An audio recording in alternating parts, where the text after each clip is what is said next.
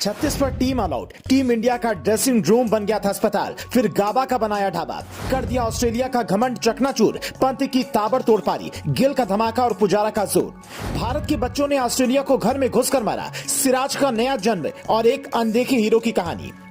क्या गाबा टेस्ट की जीत आपको याद भी है या भूल गए? अगर यादें धुंधली हो गई हैं, तो कंगारुओं के आने से पहले उस ऐतिहासिक पल को दोबारा जीने का मौका देते हैं। एक नई बात भी आपको बताते हैं कि गिल, पुजारा, पंत से बड़ा योगदान भी इस जीत में किसी का था जिन पर किसी का ध्यान आज तक नहीं गया, जिनका कोई रिकॉर्ड पेपर में नहीं लिखा गया। लेकिन उनकी हकीकत जानने के लिए आपको रिपोर्ट पूरी देखनी होगी और देश के गौरव को फिर से जीना होगा। यह कहानी ज्यादा पुरानी नहीं है। 2021 में बॉर्डर गावस्कर ट्रॉफी ऑस्ट्रेलिया में हुई थी। पहले मैच में टीम इंडिया 36 पर ऑल आउट हो गई। कंगारू, अंग्रेज सब मजाक उड़ाने लगे। बुमराह, शमी, अश्विन, उमेश चोटिल हो गए। कोहली घर वापस आ गए। ड्रेसिंग रूम अस्पताल बन गया और कप्तानी अजिंक्य रहाणे ने संभाली। तब टीम इंडिया के बच्चे शेर बनकर दहाड़े। सिराज ने दिन में तारे दिखाए और पंत ने वो पटाखे जलाए कि कंगारुओं का घमंड चकनाचूर हो गया। वैसे तो ये पूरी सीरीज ही यादगार थी, लेकिन चौथे टेस्ट की जीत हमेशा के लिए इतिहास में दर्ज हो गई। लेकिन इस मैच के 5वें दिन जो हुआ वो चौंकाने वाला था। 4 मैचों की ये सीरीज थी और आखिरी टेस्ट गाबा में होना था, जहां ऑस्ट्रेलिया कभी हारा नहीं था। दोनों टीमें एक एक मैच जीतकर बराबरी पर थीं। एक टेस्ट मैच ड्रॉ हुआ था। तीसरा टेस्ट मैच जब ड्रॉ हुआ तो विकेट के पीछे से बार बार ऑस्ट्रेलियाई कप्तान टिम पेन पंत को ललकार रहे थे कि come to Gauba, come to गाबा। तो हम भी गाबा की ही बात करेंगे, वो भी निर्णायक दिन की, क्योंकि उससे पहले ऑस्ट्रेलिया के खिलाड़ियों के साथ साथ वहां की मीडिया और दर्शक भी भारतीय खिलाड़ियों के पीछे पड़े थे। सिराज को तो धर्म के नाम पर चिढ़ा रहे थे, लेकिन सिराज ने पूरी सीरीज में उनकी नाक में दम करके रख दिया। इसी सीरीज के दौरान उनके पिता का भी निधन हुआ था, लेकिन वो तब भी भारत के लिए टेस्ट खेल रहे थे। गाबा टेस्ट का 5वां दिन आ गया था। भारत को आखिरी दिन जीत के लिए 324 रनों की जरूरत थी, जो गाबा की पिच पर 5वें दिन कभी नहीं बने थे।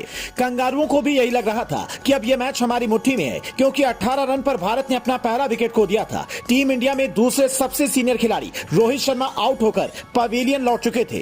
इसके बाद शुभमन गिल ने अपनी क्लास दिखाई और पैट कमिंस से लेकर नाथन लायन को खूब धोया। एक तरफ तो वो रन कूट रहे थे और दूसरी तरफ भारत की मॉडर्न दीवार कहे जाने वाले चेतेश्वर पुजारा ने खूंटा गाड़ रखा था। उनके जिस्म पर गेंद लग रही थी। ऑस्ट्रेलिया के बॉलर बॉडी लाइन बॉलिंग कर रहे थे, लेकिन मजाल है कि बंदे को तोड़ पाए। दूसरी तरफ खड़े शुभमन गिल ने देखते ही देखते 50 पूरा कर लिया, लेकिन 91 रन बनाकर आउट हो गए।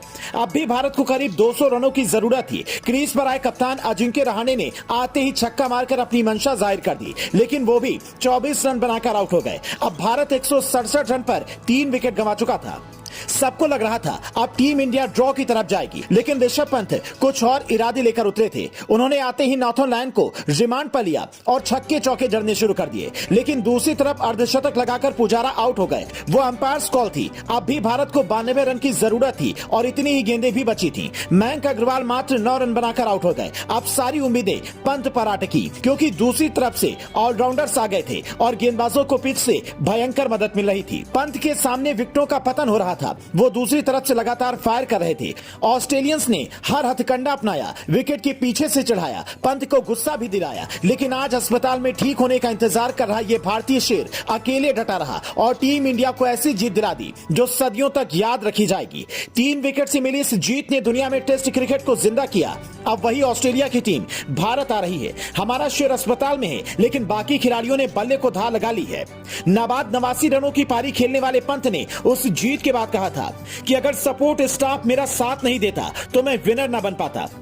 ये थे हमारे अनदेखे हीरो, जिनका कोई रिकॉर्ड दर्ज नहीं है, कोई इनाम नहीं है, बस खिलाड़ियों का एक शुक्रिया है और टीम के इतिहास में हिस्सेदारी। Bureau report, news flash.